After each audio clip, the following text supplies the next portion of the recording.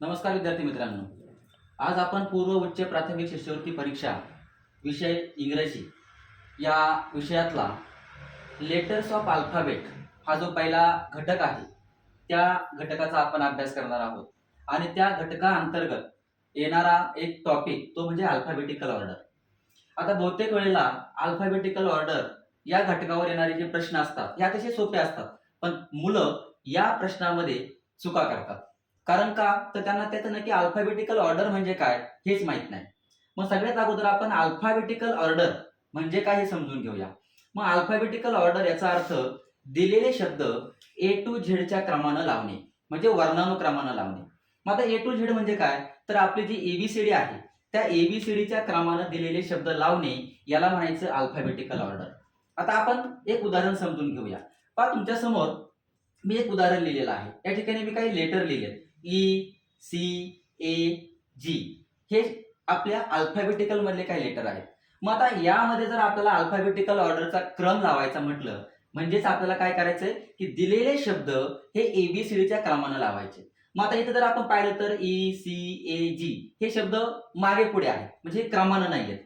मग आता त्याच्या समोर पहा, या ठिकाणी मी तुम्हाला हेच शब्द अल्फाबेटिकल ऑर्डरच्या क्रमानं लावून दिले. मग या ठिकाणी एबीसीडीच्या क्रमाने जर आपण विचार केला तर यामध्ये सगळ्यात अगोदर काय येणार आहे, ए हे लेटर येणार आहे. त्यानंतर कुठलं येणार आहे, सी हे लेटर येणार. त्यानंतर ई हे लेटर आणि त्यानंतर जी हे लेटर आले. म्हणजे हा झाला या लेटरचा अल्फाबेटिकल ऑर्डरचा क्रम. सेम उदाहरण मी खाली घेतलेलं आहे एम जे एल आणि एच. यामध्ये मी आता अल्फाबेटिकल ऑर्डरचा क्रम लावलाय एच जे एल एम. म्हणजे या दोन उदाहरणांमध्ये अल्फाबेटिकल ऑर्डरचा क्रम लावताना काय केलं मी की एबीसीडीच्या क्रमानं कोणती अक्षर अगोदर येणार आहेत त्यानुसार मी ते लावलंय आणि त्याला म्हणायचंय अल्फाबेटिकल ऑर्डर. आता आपण काही शब्द घेऊन बघू. शब्दामध्ये जर आपल्याला अल्फाबेटिकल ऑर्डरचा क्रम लावायचा म्हटलं तर तो कसा लावायचा. पण आपल्या समोर शब्द लिहिलेला आहे मी कॅट बॅट डॉग अँट. मग आता या ठिकाणी अल्फाबेटिकल ऑर्डरचा क्रम कसा लावणार तर सगळ्यात अगोदर काय करायचं की पहिलं जे लेटर आहे पहिलं लेटर त्या पहिल्या लेटर वरून आपल्याला अल्फाबेटिकल ऑर्डरचा क्रम लावायचा आहे. मग आता पहिलं लेटर इथं काय आहे सी आहे, इथे काय आहे बी, इथे काय आलाय डी आणि इथं काय आहे ए.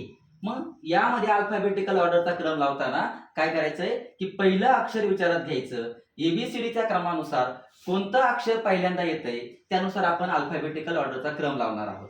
बघा मग या ठिकाणी ए, मग ए वरून सुरू होणारा शब्द कुठला आहे अँड, म्हणून आपण तो शब्द एक नंबरला घेतला.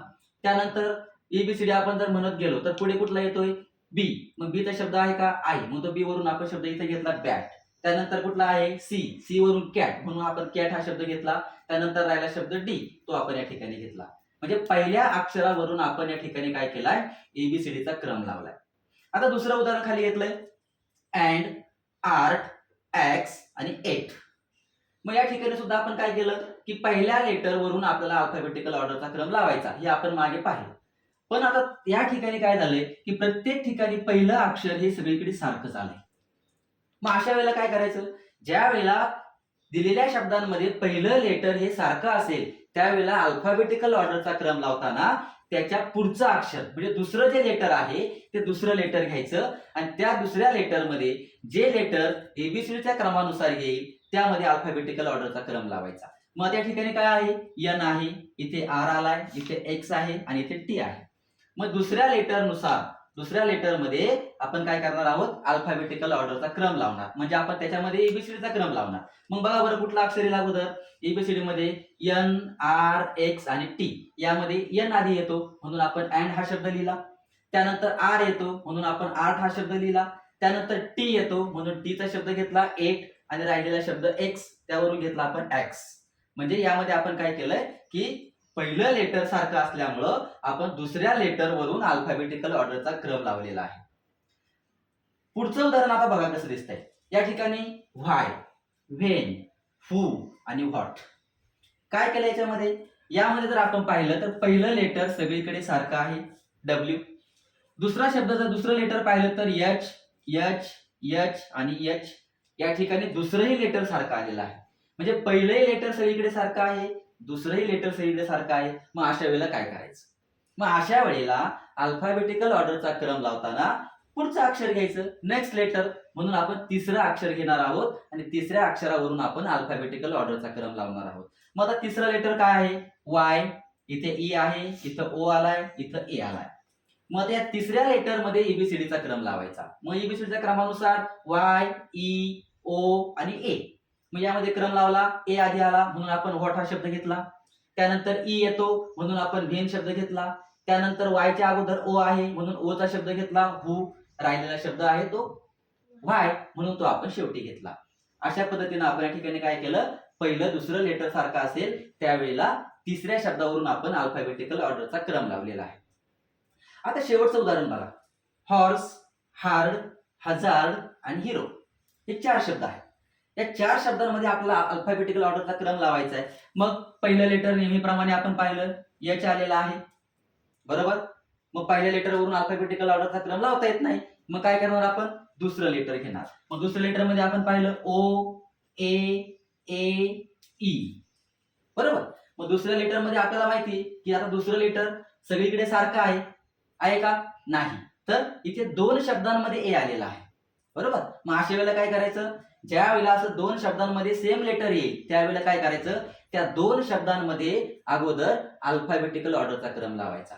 मग आता इथे हार्ड आणि हजार्ड हे 2 शब्द आहेत. मग इथे एच आहे, इथे एच आहे, इथे ए आहे, इथे ए आहे. मग ह्या 2 शब्दांमध्ये अल्फाबेटिकल ऑर्डरचा क्रम लावताना त्या दोन्हीचा विचार करायचा की यामध्ये अगोदर कुठलं लेटर येईल. मग इथे आर आहे, इथे झेड आहे म्हणून आर आधी येतो की झेड येतो? तर आर अगोदर येतो म्हणून आपण आर चा शब्द घेतला. म्हणजे हार्ड हा शब्द आपण 1 नंबरला घेतला आणि त्यानंतर हजार्ड हा शब्द घेतला. हे 2 शब्द झाले. आता राहिले 2 शब्द हॉर्स आणि हिरो. मग याच्यामध्ये पहिलं लेटर सारखं आलेलं आहे, बरोबर. त्यानंतर इथे ओ आहे, इथे ई आहे म्हणून आपण काय करणार?